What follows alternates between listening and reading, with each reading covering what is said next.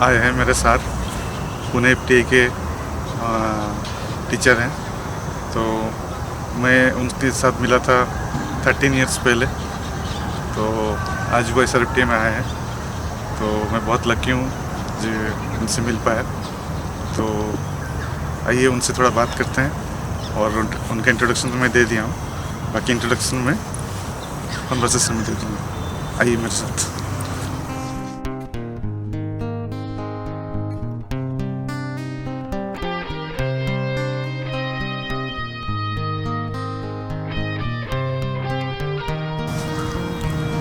तो ये है नीलेकर सर। तो मैं जो पुणे एफटीआई में था 13 इयर्स पहले, तो उनसे मिला था। आज 13 साल के बाद उनसे मिलने का मुझे मौका मिला है। मैं बहुत ही लकी हूँ जी सर, आप SRFTI में आए हैं, तो उनसे कुछ एक्सपीरियंस सुनेंगे।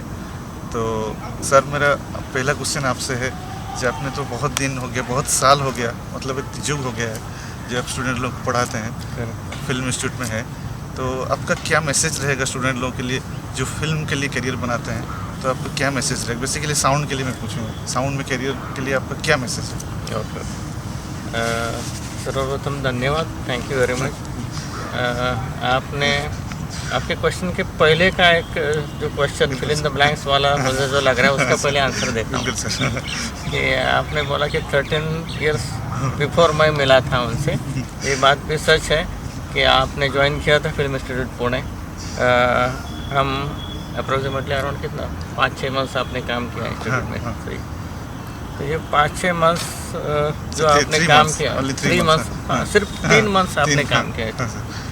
तो उस समय 3 मंथ्स ही हम साथ रहे थे, लेकिन ऐसा लग रहा है कि ये 3 मंथ्स नहीं है, 30 इयर्स साथ में है, ऐसा लग रहा है। Thank you sir. और जो हमारी उस समय भी वेवलेंथ एक मैच हो गई थी, उसकी वजह से भी ऐसा लग रहा होगा।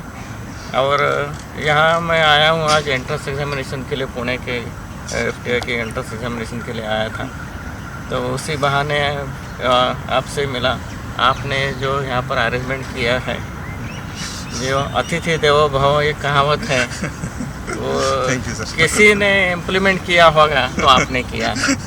उसी के लिए धन्यवाद, thank you very much, what ever you have done. और अभी जो आपने नेक्स्ट क्वेश्चन पूछा है कि इतने साल आपने पढ़ाया, तो बेसिकली स्टूडेंट को मैसेज क्या है?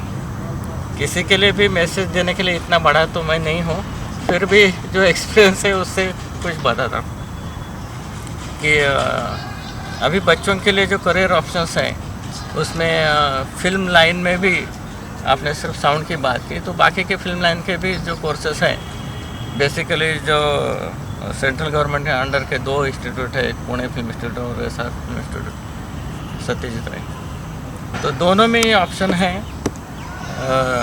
बाकी के फील्ड में जैसा है वैसे इस फील्ड में भी कुछ एडवांटेजेस है, कुछ डिसएडवांटेजेस भी है। एडवांटेजेस में ये भी कॉम्पिटिटिव फील्ड ही कह सकते हैं, क्योंकि एग्ज़ाम दोनों की कॉम्पिटिटिव ही है, सिलेक्शन ऑल ओवर इंडिया में होता है। कई बहुत सारे जो बाकी के जो प्रोफेशन है, जैसे UPSC होगी या CA के एग्ज़ाम्स होंगे और कॉम्पिटिटिव, उसमें तो बहुत ज़्यादा भीड़ रहती है।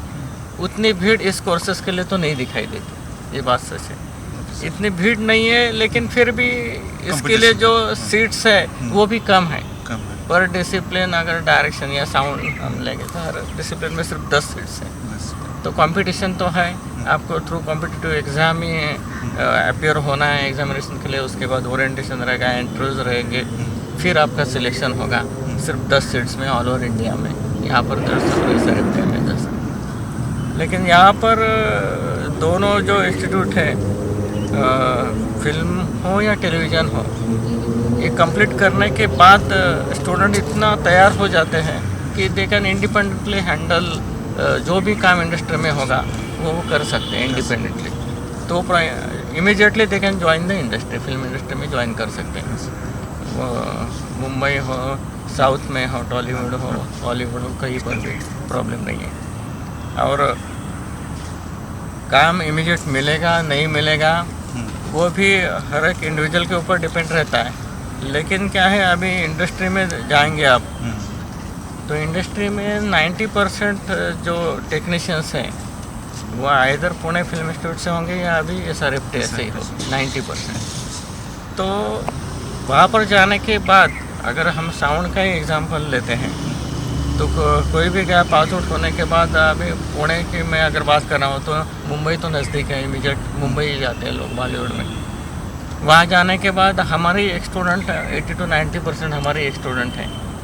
तो अगर साउंड है अभी तो सीरियल्स भी इतने चल रहे हैं तो काम तो है, कंटिन्यूस काम चाहिए। कोई भी सीरियल हो तो उनके 24 आवर्स उनको जनरेट करना ही है, ट्रांसमिट करने के लिए प्रोग्राम्स तो चाहिए, तो उसके लिए कंटिन्यूसली काम तो है।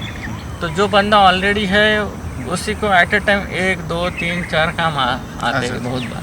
तो अकेला तो हर जगह पे नहीं जा सकता, तो हमारे वो देखता है कि जूनियर्स कोई आए हैं क्या, तो उनको भेज देता है, उनके कांटेक्ट रहते हैं। अगर 3 साल इंस्टीट्यूट में है तो सीनियर्स का आना जाना रहता है, और सीनियर्स वर्कशॉप के लिए भी हम बुलाते ही हैं, तो उसमें भी जान पहचान होती है। तो वहाँ जाने के बाद उनको काम शुरू होता है, कुछ ना कुछ। एक बार काम आपको मिल गया और वो अच्छी तरीके से किया आपने, तो नेक्स्ट टाइम वो प्रोडक्शन हाउस से वो डायरेक्टली आपको कांटेक्ट करता है। मेरा एक दूसरा चीज़ सर आपसे पूछना है, जैसे मैं SRFT में ज्वाइन किया, 13 ईयर्स यहाँ से काम कर रहा हूँ। तो यहाँ मेरे बहुत सारे सर हैं, जैसे पंकज सर, देवाशीष सर, अभी वो दूसरे इंस्टीट्यूट में चले गए हैं, राजक सर, और हमारा डायरेक्टर सर हैं हिमांशु सर। तो ये सब आपके स्टूडेंट रह चुके हैं। तो मैं ये जानना चाहूँगा कि आपको कुछ याद है तो किसी के बारे में भी एक वाकया बताइए, ताकि मैं सर के बारे में कुछ जान पाऊँ। जैसे सर यहाँ पर आपने जो चारों नाम लिए वो तो पुणे इंस्टीट्यूट से उन्होंने पास आउट किया। उस समय में उनका इलेक्ट्रॉनिक्स से लेता था बेसिकली। जो सीनियर थे उस समय मैं डेमोन्स्ट्रेटर था उस समय, और पूरा इलेक्ट्रॉनिक्स प्रैक्टिकल से शुरू किया था, बाद में इलेक्ट्रॉनिक्स थ्योरी भी लेना शुरू किया था। आपके सर में कौन से साल में ज्वाइनिंग है टीम? मेरा है 1989 1989 में मैंने फिल्म इंस्टीट्यूट ज्वाइन किया। मैं तब बच्चा था, मेरा 82 डेट ऑफ बर्थ है। ओके 82 में मैंने 10th की एग्ज़ाम दी थी, बोर्ड की एग्ज़ाम दी थी। तो अभी 35 ईयर्स में तो मोर देन 300 साउंड के स्टूडेंट्स ही पास आउट हुए हैं। हर एक का याद रखना मुश्किल है, लेकिन कुछ किसी ने अलग किया है तो वो याद रहता है। जैसे कि अभी आपके जो डायरेक्टर है हिमांशु सर, वो जब स्टूडेंट थे तब वो सबका हॉरोस्कोप देखकर भविष्य बताते थे। तो ये मुझे अभी तक याद है, क्योंकि हमारे यहाँ स्टोर कीपर थे चिटनीस करके उस समय, तो उनका भविष्य उन्होंने बताया था, वो मुझे याद है, इसलिए वो चीज़ अभी तक याद रह गई। पंकज जी के बारे में वो थे, वो अभी भी ये चीज़ याद है कि वो MSc मैथमेटिक्स करके आए थे। और देवाशीष हो, पंकज हो, ये सब मैंने तो मेरा डिप्लोमा इलेक्ट्रॉनिक्स 10th के बाद 3 साल में कंप्लीट करके ज्वाइन किया था एज ए डेमोन्स्ट्रेटर। तो ये सब और मैं एक ही एज ग्रुप के थे एक्चुअली उस समय, इसलिए पंकज जी अभी रिटायर्ड भी हो गए, मैं भी अभी 2-3 साल में रिटायर्ड होने वाला हूँ। तो हम ऑलमोस्ट एक ही एज ग्रुप के है, लेकिन उस समय मैं उनको इलेक्ट्रॉनिक्स पढ़ाता था।